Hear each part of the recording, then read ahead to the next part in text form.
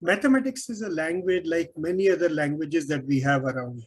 But the advantage of mathematics is that because it was created later, it has a precision which no other language has. Its grammar is precise, its expression is precise, and yet it is a language with all the elegance of a beautiful language.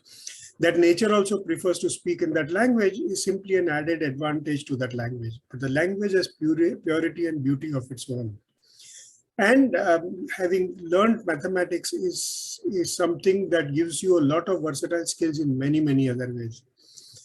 Kedar today is going to discuss in particular the analytics and real life and the connection to mathematics. We think that analytics as applied to mathematics is different from analytics to any other language or analysis of any situation in real life. It is really not, because mathematics teaches you that if you have a particular expression, you sit back and look at it and look at its consequences and understand its complexity.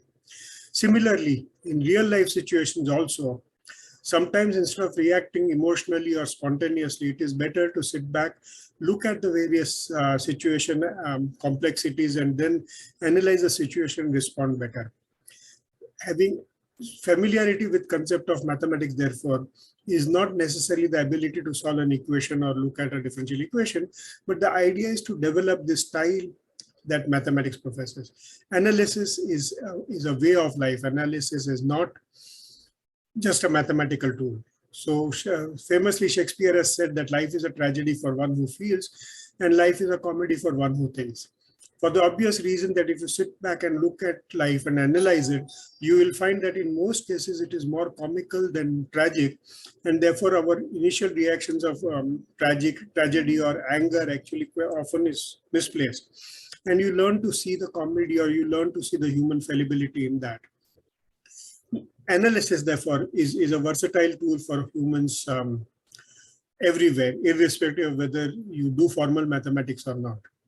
And the problem about coming to this path through mathematics is that mathematics is often taught as a tool of science, and therefore we don't teach it well. Its linguistic strength and its linguistic power is not appreciated as much as it should be, and it is simply taken as a tool for other fields, when in fact other fields use very, very small part of the mathematics.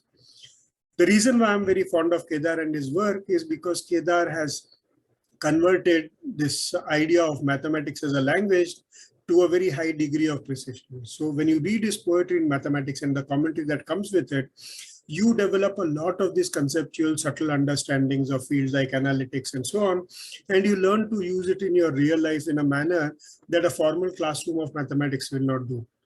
So using poetry in English language as a medium to help you express and understand mathematics complexity and the ideas and ability that it gives to the mind to think differently from what normal human reactions would be, is a very powerful idea.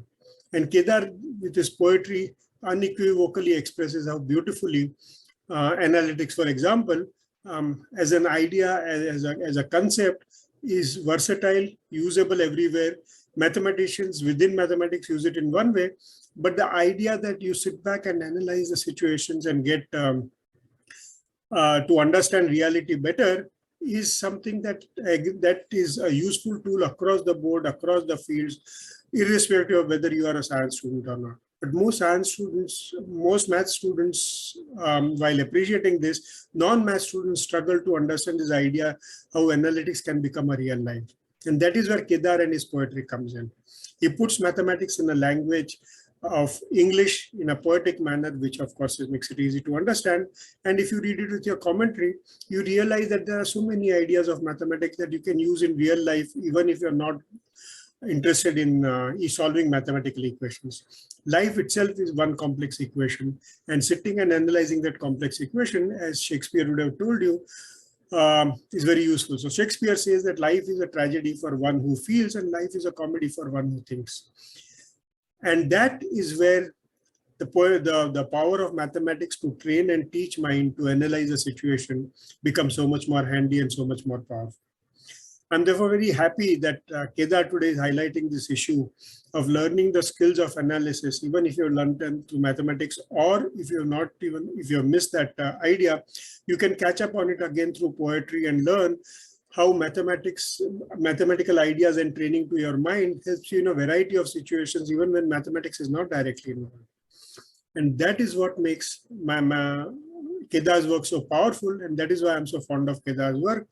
And I look forward to many, many more creative ideas and workings by Kedar, which will guide us, I'm sure, into realizing that we can use mathematics as a language, and the linguistics tools that we learn from mathematics can be used in other aspects of life and make our life much better and much easier to live. So I wish Kedar all the best of luck, and I look forward to having more poetical ideas from him, more poetry from him, so that we can all enrich our life and use the ideas and concepts that are philosophical in nature in mathematics in our other aspects of live a more enriching life. Thank you very much and best wishes.